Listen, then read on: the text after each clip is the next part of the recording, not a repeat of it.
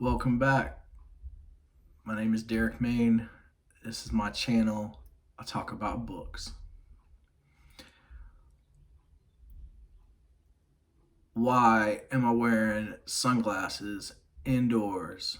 I'm wearing sunglasses indoors today because I'm talking about literature that's cool as shit. I'm talking about literature that's dangerous. I'm talking about literature that's sexy. I'm talking about literature that'll break your heart. I'm talking about the kind of literature where it's cool if you want to wear sunglasses indoors while you talk about it. Ruthless Little Things. Elizabeth V. Aldrich. Expat Press.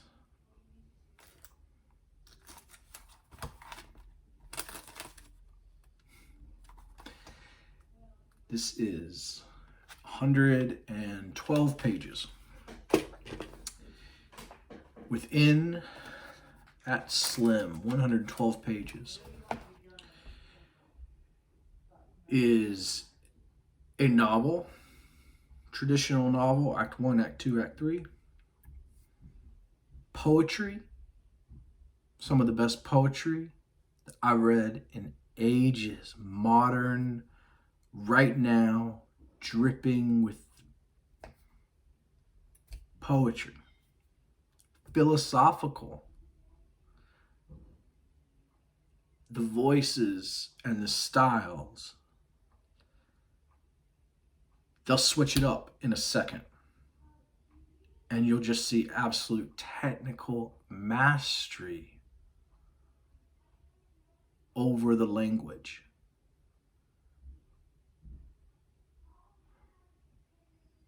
But so much of the story, particularly in sort of the novel, the heart of the plot aspect, is messy. It's messy. It's a messy story. It's a messy character, messy characters, messy world. And so the language sometimes reflects that.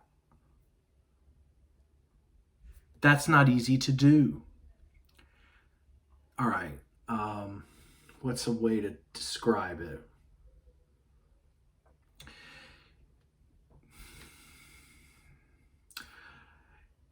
It's really technically difficult to construct language that at first blush will look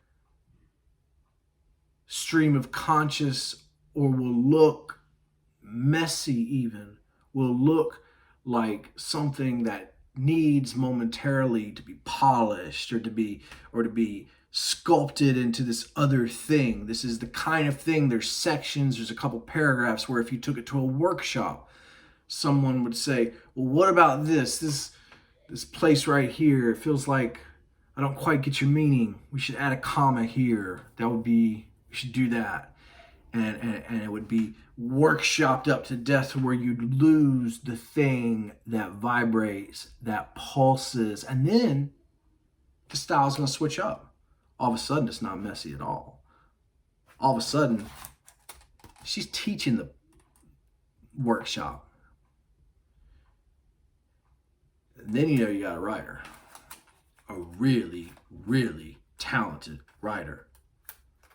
Someone who is in conversation with literature, has added their name to that conversation with Ghost for all the dead and for those living, practicing this dark art that is not dying. It is very alive.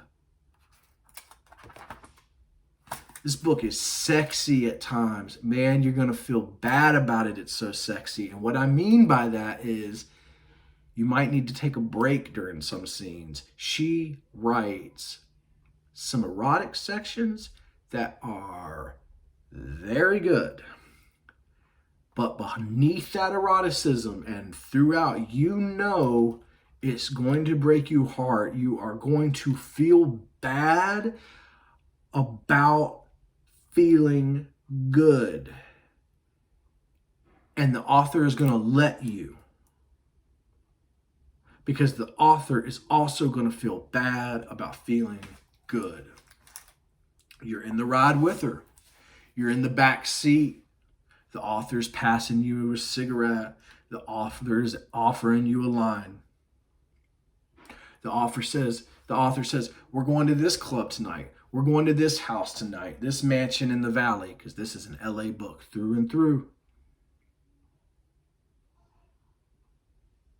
You're going to follow that author because the author is so magnetic. Her personality, her prose, her poetry, her words, and her passion for literature, it just drips out of this page. It is an explosion. The first thing you notice is that it is obsessed with color. Not a single description seems to go by without the author noticing at every turn what the colors are, and the colors all pop. They're bright, they're neons, there's pink, there's glitter, there's bombs. It's one explosion of trying to live.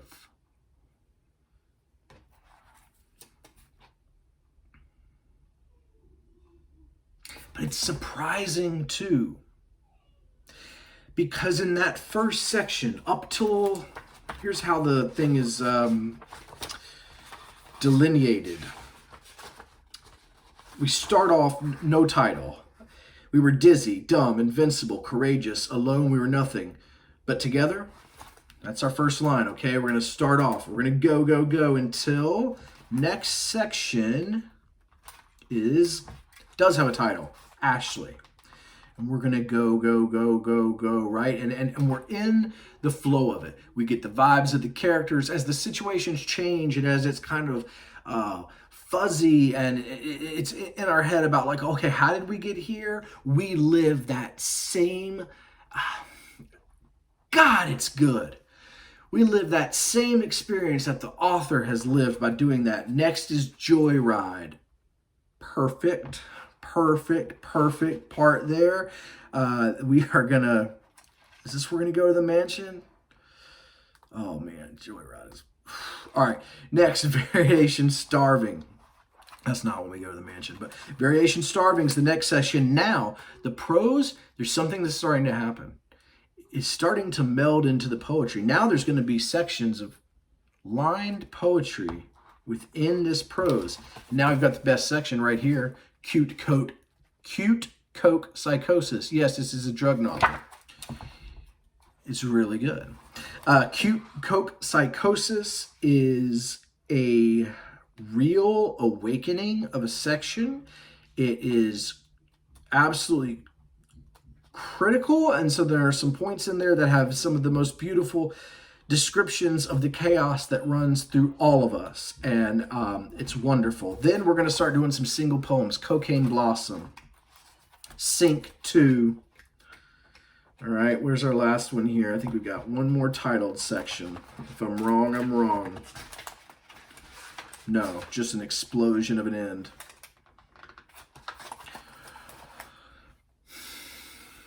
I'm just going to read some favorite passages. Some of these I have to skip over because it'll give away stuff. I've failed as any sort of critical analysis. Okay, I'm not a theory person. I just love literature, and it means something to me. I care about it. I love it, and I just want to sit and talk about loving it. Okay, and about what it is I love, and I want to share it.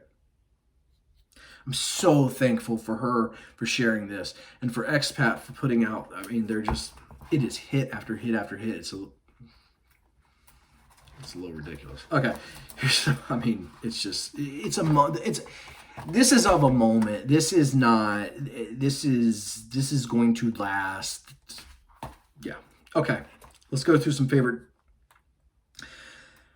Page 27, there is no good reason to be normal, no excuse for mediocrity, endless reasons, some of them good even, to be brilliant and excessively glamorous.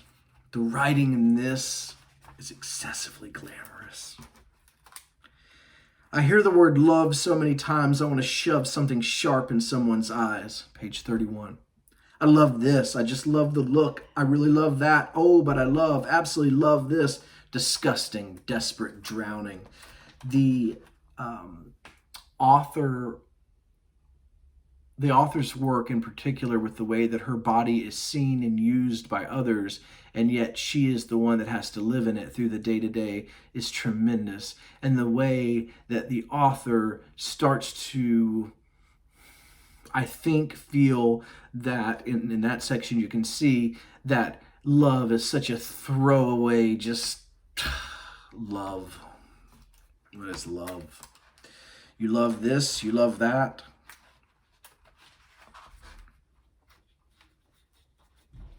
Here's a good expression of the ride. You know, she'll get in the car, and here's why I think she'll get in the car. Page 39. Maybe I'm so bored I don't care what happens, as long as something does. There's that danger, right? And that's dangerous. You don't want to do that. Here's the thing on the body. There's a lot of that. Back to kind of what I was saying about ownership of the body, who owns it. This part is going to have some language. So if you're watching with kids, or if you have this like on and other people are there, or if you're bothered by harsh language, skip this. We fuck.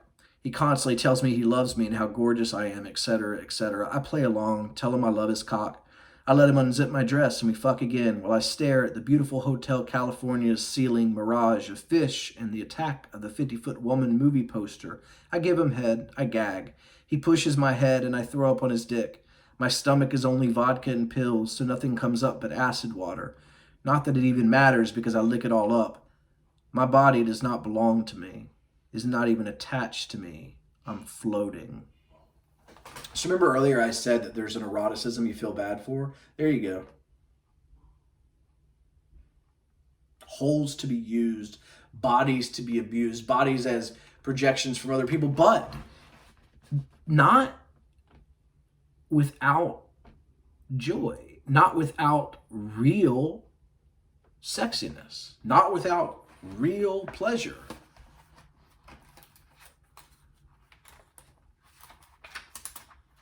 But the author is not merely a vehicle for your pleasure, either in the flesh or on the page. Page 80. Page 80. Oh my God, page. All right, I have page 78 because I want to read all of it. I can't. It's too, I'm insane, but nothing will ever match this. I don't even know why I even talk. I'm not long for this world. It's been said, and it's been said before. I'm so fair and ridiculous, and no one will ever take a chance. I can't remember the last time I was realized by another being.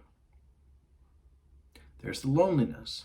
I'm skipping so many of my favorite parts because I want you. I don't want to read this to you. First off, if you've ever seen her read, she is one of the best performers of her work you can imagine. It's a fool's game for me to even do that, but I want to point out some themes as I read, and there's a theme of that loneliness. Never realized by another being. Imagine feeling that.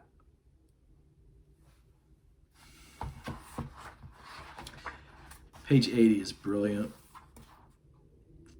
What do I pick up? Some of these notes, some of these are for me, you know? I'm not going to pick this part. It's too important, I think, in the plot. I just want to say it has to do with the live journal and what we do with the work. How artists choose to share the work. What the work means. How much it means. And because of that, how difficult it is to share. But I will read this section.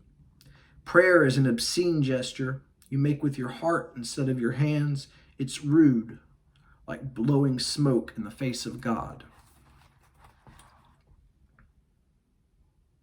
Funny poetry, too. The book is very funny. I have a new addiction counselor, too. If I didn't have a problem before, I certainly have one now.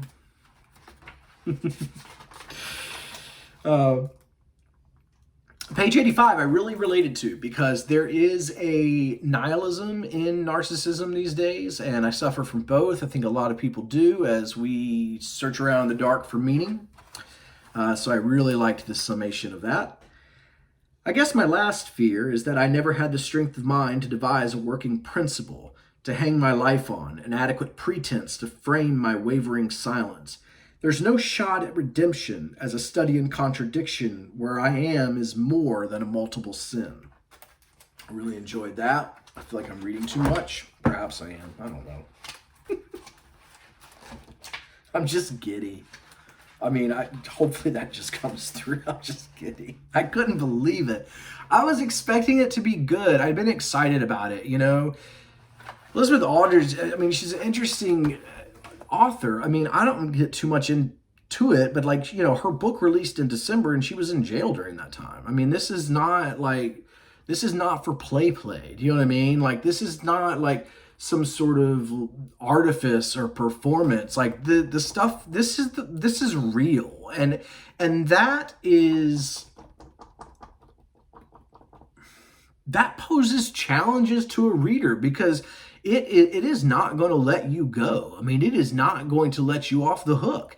It is not going to give you that space to sort of sit back. I'll be shocked at 112 pages and the way this thing just barrels through you like a train.